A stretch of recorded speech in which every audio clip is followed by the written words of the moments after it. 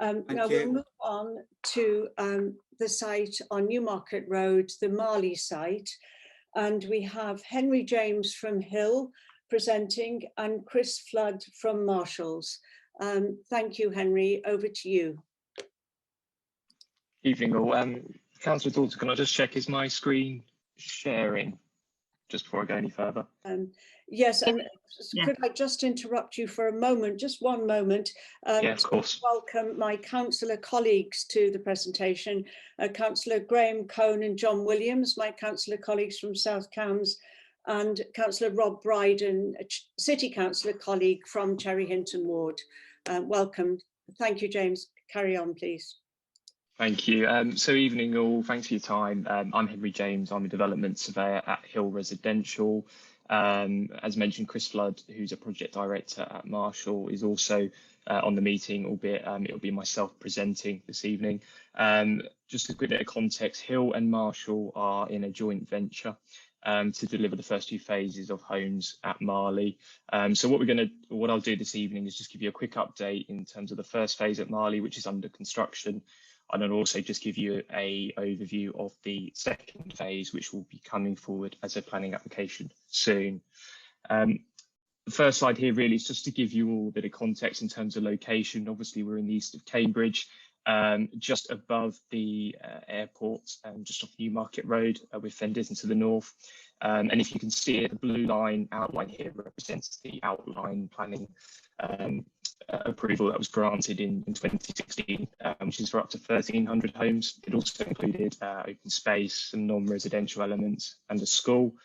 The red line you can see might be quite difficult to see, but that represents the phase 2 red line boundary, which I'll come on to shortly. So just to give you some context in terms of where we are today, in terms of the scheme history, outline was approved in 2016, as mentioned, for 1,300 homes. That at the time set the principle as well for 30% affordable housing on this scheme. Since then, in November 2018, infrastructure was approved for the scheme, which was elements such as the roads and drainage that were implemented. In September 2019, the first 239 homes were approved, which is kind of where my cursor's trying to circle on the screen here.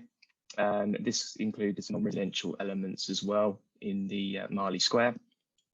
And then in December 2020, so not too long ago, phase 1B was approved, which was the next 308 homes, which focused on the northern section of the site, which is where most of the larger detached units for this scheme sit. So phase 1 in total, 547 homes, that's been already approved. And there's been some really good news recently, I should mention as well, in terms of the Marleigh Primary School. That's had the go-ahead for an opening date in September 2022. So Hill Marshall are in the process, I think it may have happened today or about to happen, in transferring the land for that site to the County Council. And that school is going to be built by Morgan Sindall. They'll start shortly, and yep, September 2022 is the target date for that opening. We basically send a drone up to site once a month and try and make sure it avoids the aeroplanes near the airport, and get some really good pictures. And I think here's just really helpful to use some context in terms of phase 1 and phase 2. Slightly old photo now of phase 1, but hopefully you get a perspective here from those of you who know Newmarket Road. Phase 2 is the area, as you can see here, highlighted in red. And it also includes where we have a sales and marketing suite, which is a temporary building with a temporary planning permission. Just to give you a few more visuals, this is just looking at the site. So you can see the first homes in phase 1 are underway and being built. We had first occupations at the end of last year. So the community is starting to form. You can see the new cycle route as well along here on the screen. Just a couple more visuals really to put phase 1 and phase 2 into context. So again, phase 2 being the red line. You'll see the first homes of phase 1 coming forward. And again, another photo here where you can see the sales and marketing suite. Henry, again, I'm sorry, Henry, your voice is breaking up slightly. Would it help to turn off your video? Yeah, I can give that a go. Yeah, apologies for that. That's okay. Okay. Please just give me a shout if it's breaking up. So just moving on, just a quick bit of context. The site benefits from an approved design code and also some approved parameter plans. So in terms of sort of the parameters around building heights, road positions, and the type of homes and apartments has been set previously. And then moving on to phase 2, just to give you an overview of the master plan of the site, our current proposals have got us to a place for 421 homes, and this is after extensive sort of consultation with the council. We've been through 4 pre-apps now and several design workshops. As you can see, it's a mixture of houses and apartments, as the site is effectively 2 distinct areas. You've got the more sort of dense area where it's called the city at the southern end of the site, which compromises 5 apartment blocks, 4 sort of positioned together, and then 1 on the edge where the sales and marketing suite currently is. And then we've got 88 houses included in the 421, and this will be 30% affordable housing as per the outline. Just going to skip this slide because I come on to something similar later. I just wanted now to just give you some visuals really of the scheme of our phase 2 proposals. So firstly, just considering the view from Newmarket Road, which is obviously a very well used road. We focused on providing a gateway building into the scheme here. So for a bit of context, those of you who know the site, there's a road called Marleigh Avenue that currently leads into the scheme. This is the road here you can see on the right. So yeah, we're putting a lot of attention and detail into kind of how the gateway will look coming into the scheme. Then just to take you around and down Marleigh Avenue, main road leading into the site currently. This is a combination, sort of in the distance to the right is phase 1, and then on the left here is some visuals of what phase 2 we're looking at here. The apartment building is generally a combination of 3 to 4 stories. And then from here, we're looking back from the Marleigh Square, which is where you've got a combination of apartments, non-residential, and the school. So again, there's a real focus here on providing a bit of a feature building, given it will become a focal point for the community. This is then looking on the western edge of the scheme, an area called Beta Street, which one of the things we've had to be mindful of here designing the scheme is that it faces onto the 3rd phase of Marleigh, which is not a scheme yet that's coming forward. But we know in the future there's a really good opportunity here with an area of open space called Beta Square. So what we've sought to do here is ensure that that the apartments kind of maximise their aspects and outlook over this area for the future when they're built. Just moving then on to Beta Avenue, which is the road, the northern section of the apartments.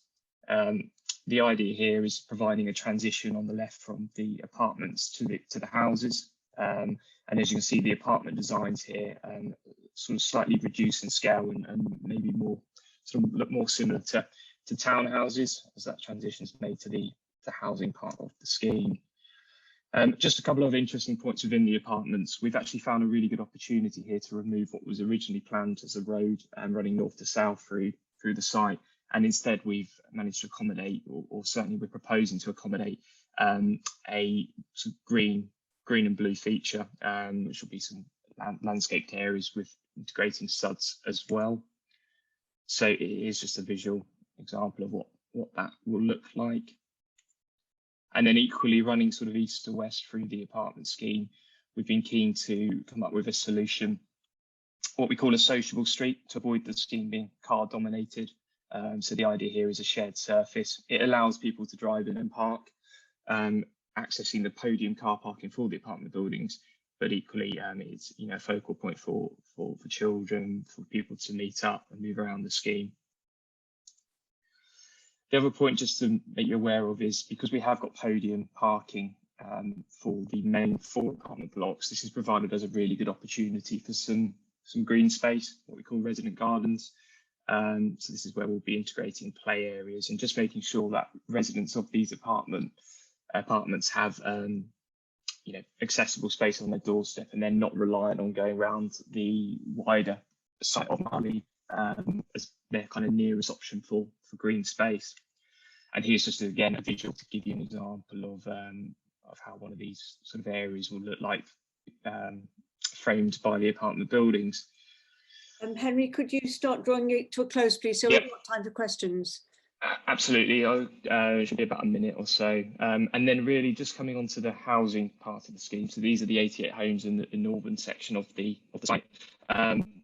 This is a mixture of typologies. We've got 2-bed housing, 3-bed housing, 4-bed housing, terrace, semi-detached and detached. So a really good mix. We've got a focal point in the scheme, what we call the titch, which is a nice green space. Here's a visual of that area where we've found a few opportunities to create some feature homes that are a little bit different to the norm of this scheme, as you can see here on the left with some sort of flat roof design. Again, just another visual of what that will look like. And then the other thing just to bring out as well is we found an opportunity within the scheme to create a what we're sort of calling a play street, which will be a really interesting opportunity for whether it be kids laying down there, residents have barbecues, and we think this will be a really nice opportunity as well to integrate some of the public art strategy for the scheme in this particular area. Conscious of time, so just to summarise really, as I said before, we've been through numerous pre-apps on this scheme, I think 4 now, and we've got to a point now where we've established the design principles of the scheme, which is great. We'll now be moving forward with a public consultation in the next month, and that will be a combination probably of a letter drop and a website, because we obviously want to hear everyone's views on the scheme, so there will be that opportunity for people to comment. Moving from there, May is the target for a reserve matters planning submission to be submitted. That again will then trigger the opportunity for comments to be received, and then from there, if all goes well, we'll probably be looking at a planning committee in October before a start on site early next year, if all goes well. Well, thank you for your time, and I welcome any questions. Thank you, Chair. Are you happy if I run through some questions? We have some questions, I think, in the chat. Yes, we do, Chair. Shall I run through those quickly? Please. Yes, please. So there's a couple of questions about the impact of the proposed relocation of the wastewater treatment works, and I think if it's okay, we'll return to those either at the end of the meeting or afterwards, as I think there's some other questions in that regard. Quick one about tenure. Will the housing be tenure blind, Henry? Yeah, apologies, I should have mentioned that, and I appreciate Gary picked this up on his previous presentation, but yeah, absolutely, we take a very similar approach.